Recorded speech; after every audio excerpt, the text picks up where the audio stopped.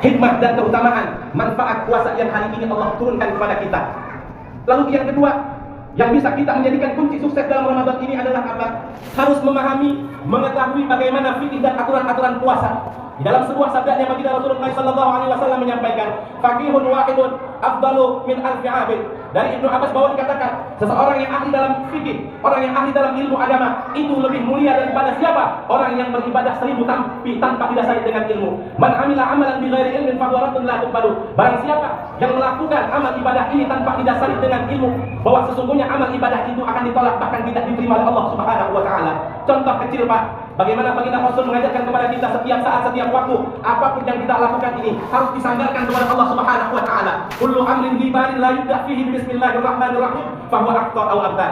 Setiap perkara yang di situ ada nilai ibadah, sesuatu yang positif, tidak diawali dengan menyebut asma Allah Subhanahu wa taala, maka ibadah kita sia-sia, bahkan ditolak oleh Allah Subhanahu wa taala. Pertanyaan buat kita, Pak, Ramadan ini adalah bulan Al-Qur'an. Kita adalah orang yang mengimani Al-Qur'an. Saat hari ini, tanyakan pada diri kita, bisakah kita membaca Al-Qur'an dengan benar?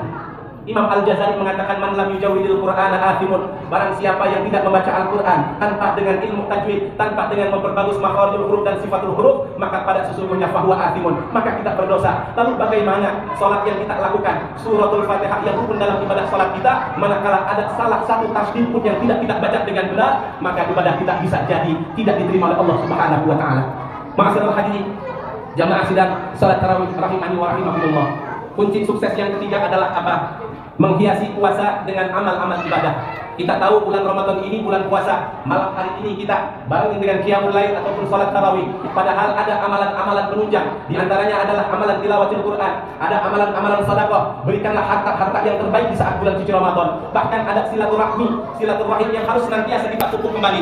Jangan berarti Ramadan kali ini malah semakin jauh kita dengan saudara, malah semakin jauh kita dengan anak dan istri. Harusnya menjadikan momen bahwa apa? Silaturahmi hari ini Ramadan menjadikan Allah Subhanahu wa taala agar lebih dekat lagi dengan kerabat handai tolan kita. Mengapa? Apalah artinya kita berpuasa? Baginda Rasul menyampaikan, la yahillu lil muslimin ayyahjura akhahu fawqa thalathi layalin. Tidak halal bagi kita. Siapa? Haram hukumnya manakala kita bermusuhan tidak lebih terkecuali hanya 3 hari dan 3 malam. Oleh karena itu, bisa jadi menyambung silaturahmi yang terbaik adalah siapa? Alladzi idza qata'aka. Sambunglah kepada siapa saja yang telah memutuskan tali silaturahmi ini. Kata sesungguhnya baginda Rasul menyampaikan kepada kita, silman qata'aka waqti man harabaka waqfu amman zalamaka. Maafkan siapa saja yang telah menzalimimu dan berikanlah kepada siapa saja yang hari itu telah berbuat bakhil kepadamu. Bahkan sambunglah siapa saja yang telah memutuskan tali silaturahmi ini. Oleh karenanya, jangan sampai di bulan ini kita enak beribadah, kita bisa menghatamkan Al-Quran, akan tetapi hablum minallah kita bisa baik, tapi lihat bagaimana hablum minannas kita pun harus baik. Lalu yang terakhir, istiqomahlah sampai akhir Ramadan.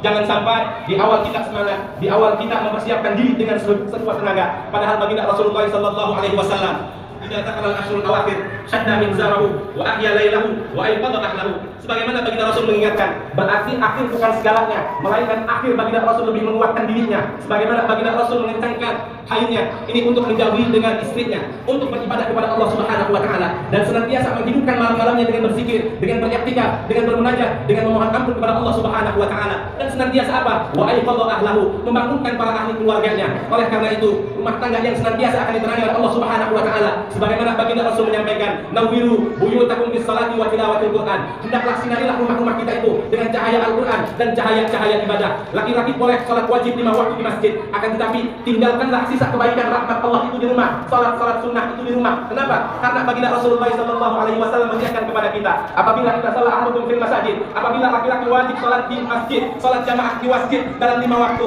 falyaj'al li baitihi nasiban min salatihi, maka sisakanlah kebaikan salat sunnah itu, ba'diyah itu adalah di rumah-rumah kita. Fa innallaha ta'ala, karena sesungguhnya Allah Subhanahu wa taala akan menjadikan rumah-rumah yang senantiasa digunakan untuk beribadah, untuk salat, untuk baca Quran, apa? Nasiban min salatihi khairah. Kebaikan, rahmat dari Allah Subhanahu wa taala turun kepada kita semua di rumah itu.